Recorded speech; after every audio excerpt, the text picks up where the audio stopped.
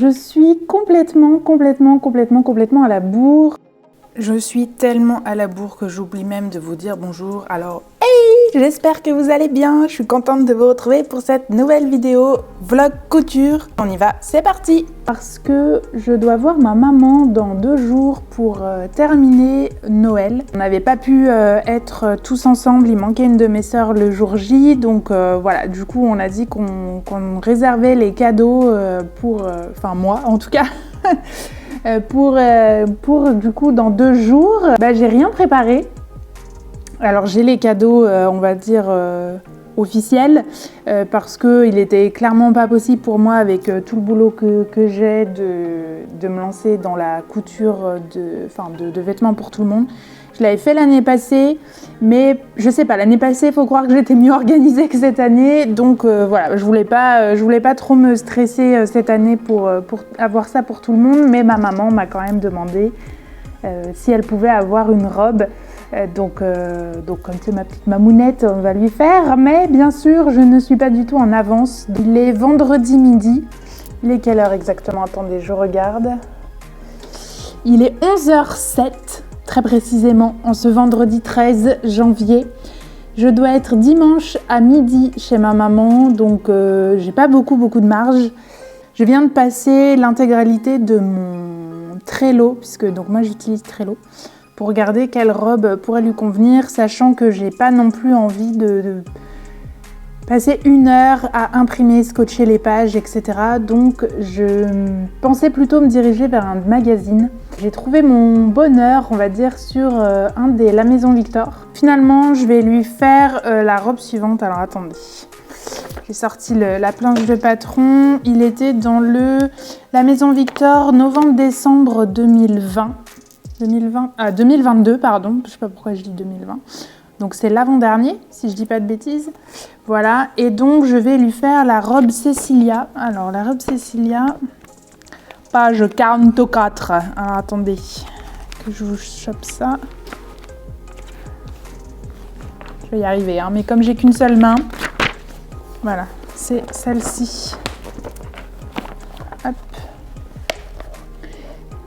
Voilà, c'est celle-ci. Et je vais essayer de vous montrer le dessin technique, ce sera peut-être plus parlant. Si j'arrive pas à vous le montrer correctement, je vous mettrai une photo pour que ce soit plus clair. Voilà. Elle est toute simple, mais je sais exactement dans quel tissu je veux lui faire. En fait, c'est un peu un mixte entre, j'ai pas tellement de temps, donc je veux un truc pas trop compliqué à coudre, mais tout en prenant le temps quand même pour ma maman quand même de lui faire un cadeau. Anaïg de Achat sur un fil m'avait offert 2 tissus pour leur nouvelle collection Woman. Alors je sais plus exactement quand est-ce que c'était. J'avais utilisé une viscose pour en faire la robe d'atelier Bernie, la robe Georges je crois, je vous mettrai la photo quelque part. Et j'ai la 2e viscose que j'avais pas encore utilisée. Et là je pense qu'elle serait clairement parfaite pour ma maman. En fait j'avais été tellement agréablement surprise par la qualité et par la douceur de ces viscoses que j'avais mis très longtemps en fait avant de les passer, de leur trouver très longtemps. Pas trop longtemps non plus, mais pour celles qui me restent, vous voyez, ça fait un peu partie des tissus où on se dit oh là là, il est trop beau, il faut absolument pas que je me loupe quand je le couds. Et en même temps, il est tellement beau que du coup, on lui trouve aucun projet vraiment parce que on n'a vraiment pas envie de se louper. Donc là, c'est parfait parce que j'ai très envie de faire plaisir à ma maman et voilà, lui faire cette robe dans ce tissu, je pense que ça pourrait être carrément canon. D'autant plus que quand je trouve un tissu vraiment très joli, on n'a pas besoin de prendre une robe ou un autre modèle avec beaucoup de fioritures, on va dire, beaucoup de volants, beaucoup de choses comme ça, parce que ça suffit à lui-même. En plus, comme un seul projet ne suffit pas, mais celui-là, il restera secret, mais j'aimerais bien lui offrir une version de mon premier patron. Qu'elle a déjà vu, qu'elle avait déjà essayé, alors dans ma taille, mais comme elle est plus fine que moi, forcément c'était trop grand. Et donc voilà, je voudrais essayer de lui faire un petit clin d'œil pour le soutien qu'elle a eu pour moi depuis plusieurs mois, surtout parce que comme c'est ma maman, elle me soutient depuis longtemps, mais voilà, donc je voulais lui faire un petit clin d'œil. Donc je sais que l'autre projet, j'en ai pour une demi-journée parce que j'en ai tellement monté qu'à force, ça va plus vite. J'espère pouvoir terminer la robe ce soir ou demain matin et faire l'autre projet demain après-midi. Donc, faut que je me bouge. Cette lampe ne pardonne absolument rien. Alors, la première étape, ça va être de décalquer le patron. Donc, j'ai sorti ma bâche et mon marker. Alors, la bâche, c'est très simple. J'utilise celle de Casto, parce que j'ai un Casto juste à côté de chez moi. Mais il y a les mêmes dans n'importe quel magasin de bricolage. Je prends celle-ci. Et pendant longtemps, je décalque pas très souvent. Du coup, forcément, elle m'a fait longtemps. Mais j'avais avant, je la prenais chez Action. Et je me suis fait piéger il y a peut-être 1 mois et demi de ça, parce qu'en fait, ils ont changé et elle est devenue hyper fine. Et moi, en plus, j'y étais allée en me disant « Ouais, trop bien, comme j'en ai jamais et que je râle tout le temps, je vais prendre 2 paquets. » Et en fait, je me suis pas rendu compte qu'elle était très fine, donc je suis retournée chercher celle-ci après. J'avais été plutôt intelligente, ça je dois le dire, je suis assez contente parce que quand ma mère avait essayé le premier patron que j'avais fait, donc qui forcément était trop grand pour elle, eh bien, j'avais écrit quelque part, j'avais gribouillé quelque part ces mensurations. Ça m'a pris 1/4 d'heure pour les retrouver parce que comme j'ai 12 000 carnets, il a fallu que je retrouve où est-ce que je l'avais écrit. Mais du coup, je sais que la taille que je vais lui faire, elle est bonne et ça m'enlève un petit stress, même si je vais stresser jusqu'à ce qu'elle l'essaye. Mais voilà, au moins je sais que du coup, je prends pas une taille inadaptée. Et donc, pour ma maman, il faut que je fasse un 38. Et alors il y a A, B, C, D, E, F, G, donc il y a 7 pièces à découper et il faut que je rajoute donc les valeurs de couture. Voilà, donc let's go, c'est parti.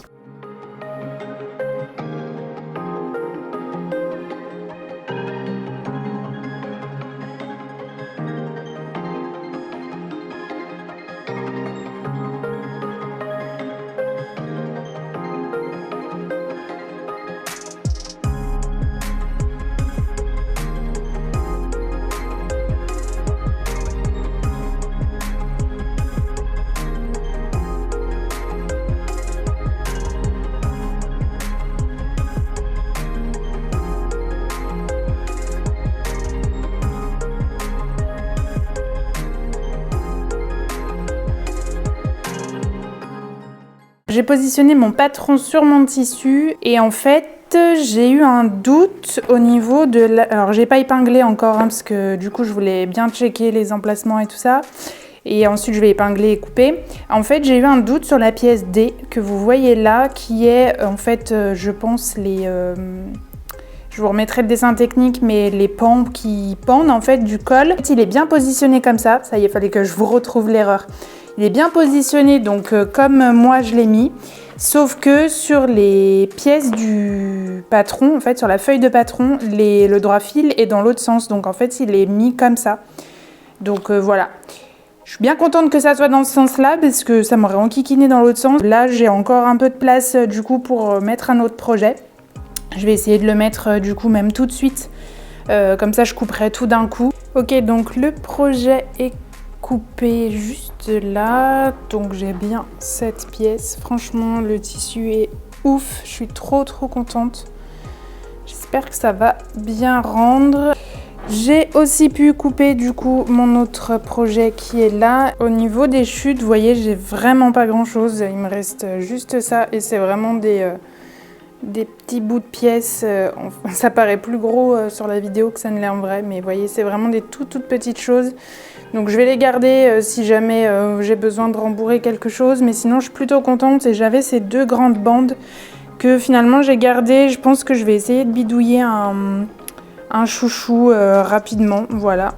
Je sais que ma mère elle a pas trop des chouchous comme ça, donc je verrai si ça lui plaît, sinon au pire je le récupérerai moi. Je suis bien contente parce que j'ai bien rentabilisé mon coupon, donc il n'y a plus qu'à passer à la couture. Et petit point heure, 12h36, donc ça m'a pris 1h30 pour décalquer, couper le patron, repasser mon tissu, couper le tissu, couper un autre projet et bidouiller mes chutes. Donc on est bien. Je vais grignoter un truc, j'allais dire bidouiller un truc, je vais grignoter un truc et on se retrouve après pour la couture.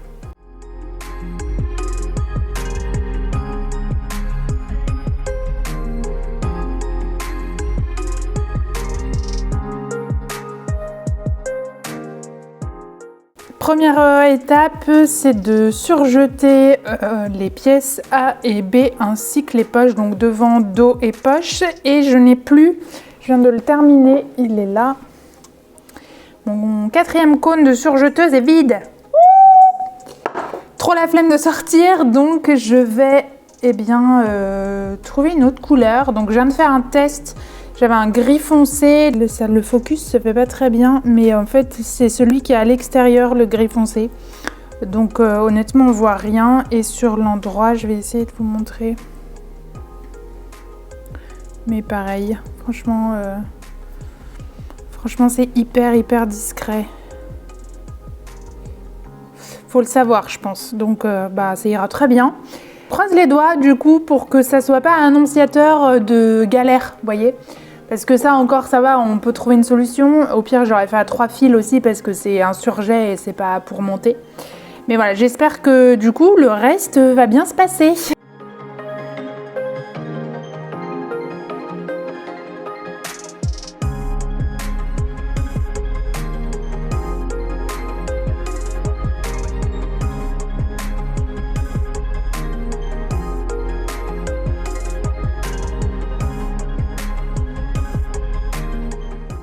Alors je fais le point, donc je l'ai passé vite fait, en fait c'est une robe, alors je vous montre pas trop parce que en fait vous montez à plat les poches et ensuite vous venez coudre, fermer du coup les poches et la robe, donc là c'est ouvert.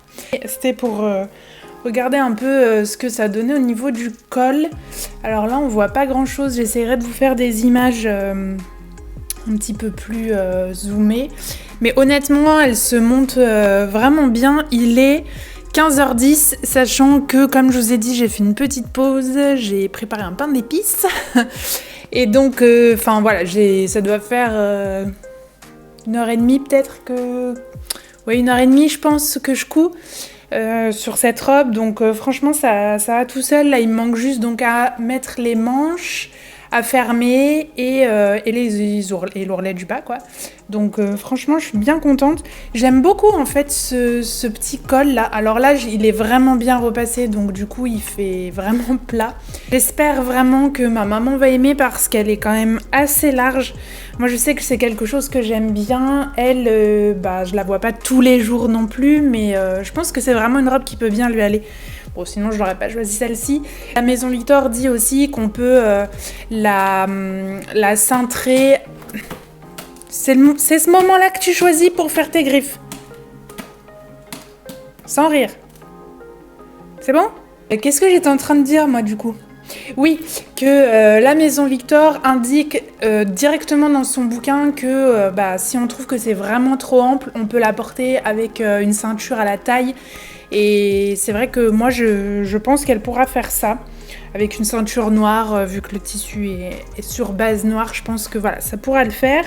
Donc j'ai hâte de continuer et honnêtement vraiment agréablement surprise parce que je pensais qu'elle allait me prendre plus de temps. C'est aussi pour ça, je pense que instinctivement je me suis dirigée vers la Maison Victor, c'est que je sais que ça va bien se passer quoi. Donc voilà, je suis contente.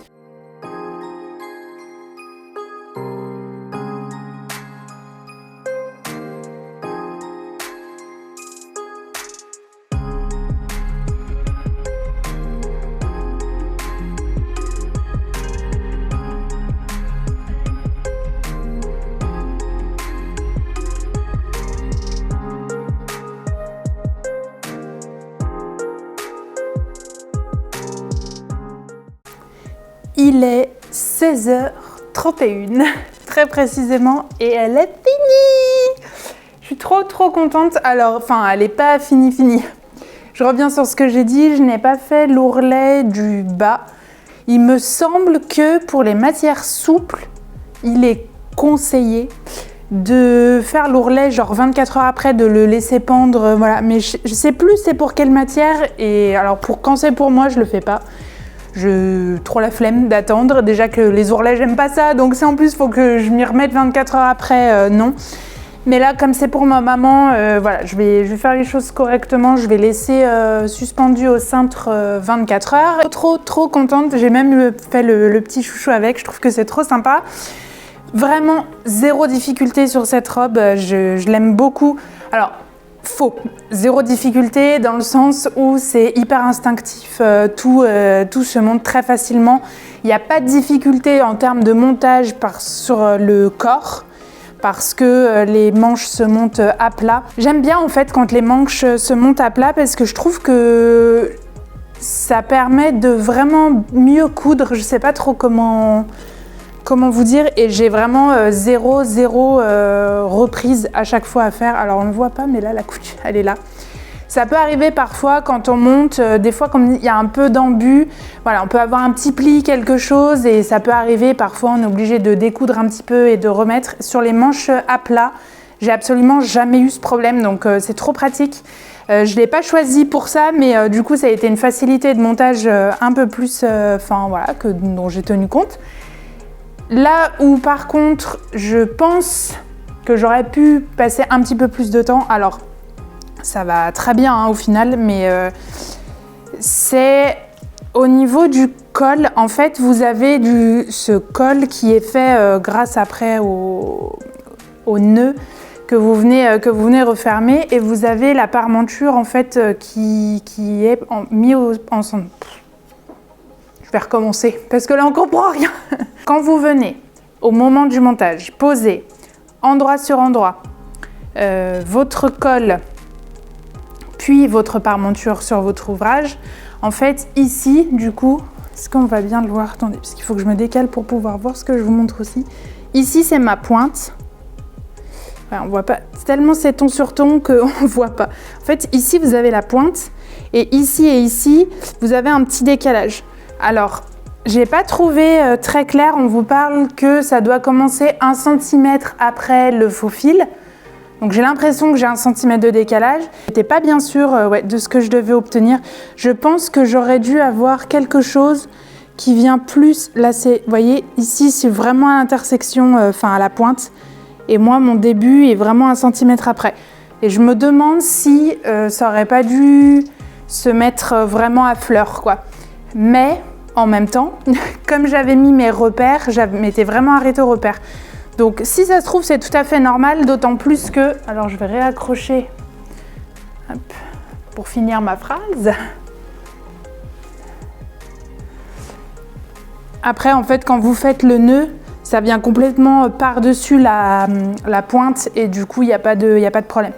Mais voilà, j'ai fait l'ourlet des manches par contre, là j'ai pas attendu. J'ai fait un double repli. Eux, ils en font un simple, mais je voulais pas trop que ma maman elle voit tous les surjets, voilà. Donc si, bon, c'est un peu bête ce que je dis parce que elle les verra forcément sur les côtés. Mais voilà, quand on remonte ses manches ou quoi, ou dans le... je voulais pas. Donc je l'ai fait correctement. J'ai hâte de la voir dedans parce que comme ça, elle fait vraiment très ample, genre même pas de forme.